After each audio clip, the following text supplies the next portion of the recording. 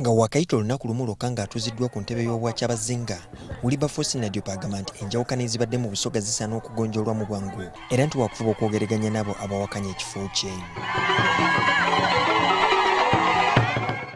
Tulijagemagana nabo walala because even the past tubaye tuli baluganda tukali baluganda tulida kuba nabo walala kuba Busoga yaife twena ate nga nifa abalange 10 omulala bagimakinga kyeri olwaleero.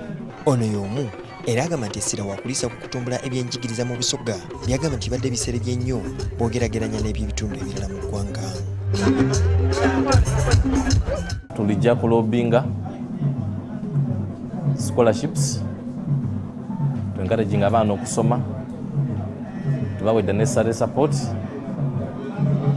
kubanga in the past Busoga ebaire n'omu ku bitundu ebina abaana batasomye bulungi ino ate nga bavubuka n'abaana abato. Kyabazinga ateekateeka okugenda emitala w'amayanja okwongera okusoma, agamba nti wakukozesa omukisa guno okusakira Obusoga naddala mu nsonga y'ebyobulamu. Omulembe guno oguliwo titusuubira nti mu Busoga twandibe tulina endwaire edindi, so tulijja kuba abalala twegayite.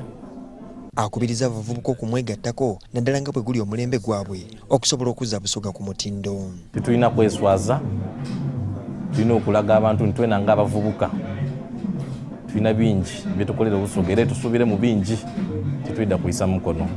Tumubuuzizza obanga okulondebwako ku bwakyabazinga kirina engeri gye kigenda okukyusaamu obulamu bwe era bw'ati bw'atuzzeemu.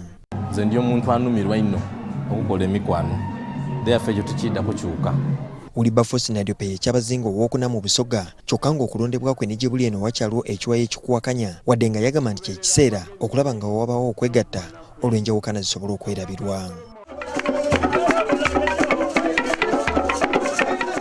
Julius Senkandwa, NTV.